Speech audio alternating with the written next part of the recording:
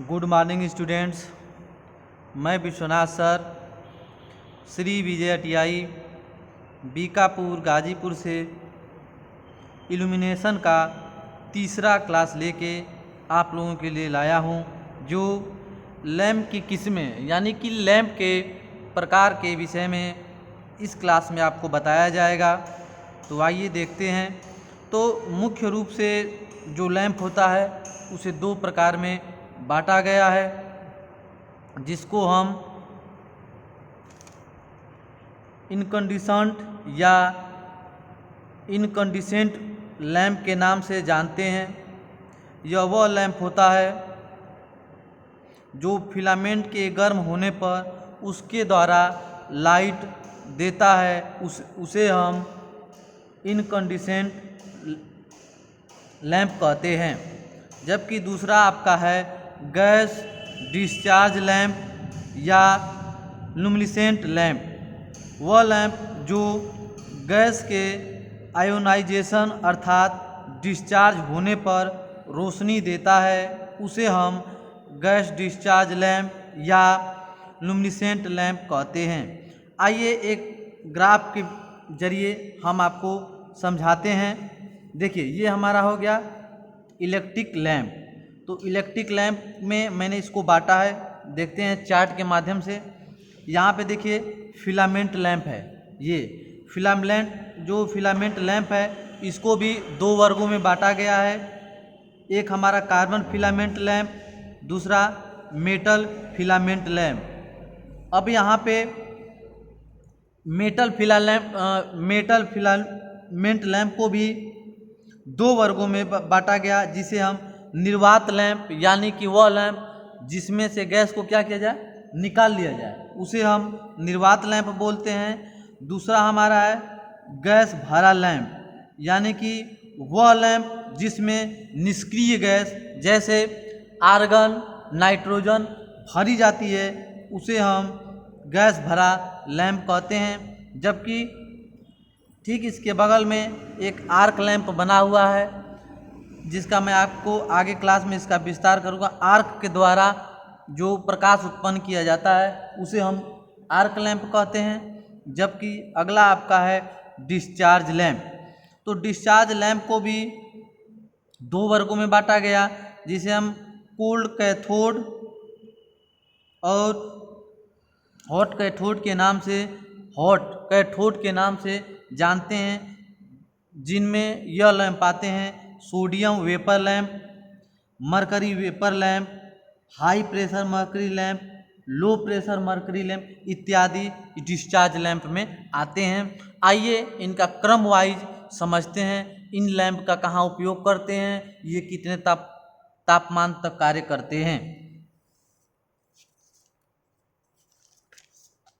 तो इस लैंप में सबसे पहले हम फिलामेंट लैंप को जानेंगे, जो हमारा इस प्रकार है। वह लैंप जिसमें धातु, कार्बन या अन्य फिलामेंट में विद्युत धारा प्रवाहित करने से उद्दीपन यानी प्रकाश उत्पन्न होता है, उसे हम फिलामेंट लैंप कहते हैं। ये हमारा लैंप का परिभाषा था। आइए अगला देखते हैं। इसी का जो मैंने आपको बताया था कि दो प्रकार के होते हैं, कार्बन फिलामेंट लैंप। इस जो यह लैंप होता है, कांच के बल्ब का इसका एक फिलामेंट बना होता है। जैसे आपको मैं चित्र के द्वारा यहाँ दिखा रहा हूँ, जो इसका ये बाहरी आवरण होता है, ये किसका बना होता है, कांच का बना होता है। और इसके अंदर कार्बन का एक फिलामेंट बना होता है। यहाँ देखिए, ऐसे कार्बन का फिलामेंट बना होता है। यह लैंप लगभग 2000 डिग्री सेंटीग्रेड पर परिचालित होकर लाल रंग का प्रकाश देता है। जबकि अगर इस लैंप को 2000 से अधिक के तापमान पे जैसे ही हम प्रचालित करेंगे, यह लैंप हमारा क्या होगा, धीरे धीरे इसकी वाष्पीकरण क्रिया होगी और ये क्या हो जाएगा, कालापन। इसके अंदर धीरे धीरे क्या होता है, कालापन आता है और यह हमारा लैंप क्या होता है, खराब हो जाता है। इस कार्बन फिलामेंट लैंप का निर्गत लगभग 3 LM प्रति वाट होता है। ये एलएम का मतलब क्या है? ल्यूमन प्रति वाट होता है, यानी कि मात्र ल्यूमन एक क्या है? प्रकाश नापने की क्या हमारी इकाई है, इसे हम ल्यूमन में नापते हैं। तो मात्र ये 3 ल्यूमन प्रति वाट ही दे सकता है, इससे अधिक ये रोशनी नहीं देता है, यानी प्रकाश नहीं देता है। बाकी जो विद्युत होता है वह हीटिंग के रूप में क्या होती है? खत्म हो जाती है। मात्र हमें प्रकाश इतना ही मिलता है। इसका उपयोग, ये आपको पता होगा, इसका उपयोग हम वहाँ करते हैं जहाँ पे कम रोशनी की आवश्यकता हो, क्योंकि इसका प्रकाश देने की क्षमता कम होती है, इसलिए उसका उपयोग जैसे कि कह सकते हैं हम कि बैटरी चार्जिंग में, वहाँ पे भी हम इस लैंप का उपयोग करते हैं।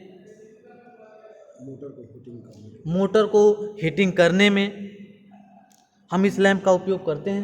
मोटर का वार्निश सुखाने के लिए, जैसे कि मोटर का वार्निश हुआ, मोटर का वार्निश सुखाने में भी इस लैंप का उपयोग हम कर सकते हैं, क्योंकि यदि कि क्या दे रहा है? उष्मा देगा, ताकि वार्निश क्या करे? सूख सके। प्रकाश की आवश्यकता नहीं है। अगला आपका है दूसरा, टंगस्टन फिलामेंट लैंप। तो इस लैंप में टंगस्टन का धातु की बारीकी तार का फिलामेंट होता है। ये टंगस्टन का बना होगा, जो मैं आपको अगले चित्र में दिखाऊंगा। इसका जो बना रहता है फिलामेंट, ऐसे बना रहा, देखिए मैं यहाँ पे भी चित्र में बना रहा हूँ, देखिए बहुत बारीक तार पतला करके इस फिलामेंट को बनाया जाता है। ये इसमें भी ऊपर का जो इसका आवरण होता है, कांच के बल्ब होते हैं, जिसमें से कि हम क्या करते हैं? वायु को क्या करते हैं? निकाल लेते हैं। जो निर्वात मैंने आपको बोला निकाल लिया जाता है, इसलिए इसे निर्वात लैंप के नाम से जाना जाता है। इसका गलनांक उच्च होता है। इसका कार्यकारी तापमान 2300 डिग्री सेंटीग्रेड तक होता है। किस लैंप का? निर्वात लैंप का। यहाँ देखिए निर्वात लैंप का कितना है? 2300 डिग्री सेंटीग्रेड तक होता है, जबकि इसका जो प्रकाश देने की क्षमता है मात्र 8 ल्यूमन प्रति वाट होता है, इससे अधिक नहीं होता है। तो ये इसमें से आपके परीक्षाओं में यही पूछता है। इसका जो गलनांक है यहाँ पे, इसका कार्यकारी तापमान ये पूछता है आपसे, और ल्यूमन प्रति वाट ये पूछता है आपसे। अगला आइए देखते हैं, जो आपको बोला गया था गैस भरा फिलामेंट लैंप। देखिए इस लैंप में होता क्या है कि कोई भी निष्क्रिय गैस, जैसे आपका नाइट्रोजन हुआ, आर्गन गैस हुआ, इस लैंप पे हम क्या करते हैं? भर देते हैं। और जब इस लैंप में हम इन गैसों को भरते हैं तो जो हमारा फिलामेंट होता है, इसका वाष्पीकरण क्रिया क्या होती है? कम हो जाती है। और जब वाष्पीकरण क्रिया कम होगी तो यानी कि वह लैंप अधिक दिन तक टिका रहेगा, अधिक तापमान तक, उचित तापमान तक क्या करेगा? कार्य करेगा। तो आइए देखते हैं। देखिए तो जैसे हम इसमें निष्क्रिय गैसें भरते हैं तो गैस पूरी तरफ लैंप का कार्यकारी तापमान क्या करता है? लगभग बढ़ा देता है। तो वहाँ पे देखिए जब हमने निर्वात में क्या था? 2300 डिग्री सेंटीग्रेड कार्य कर रहा था, जबकि यहाँ पे जैसे हम निष्क्रिय गैस भरे, ये हमारा लैंप 2700 डिग्री सेंटीग्रेड तक क्या करेगा?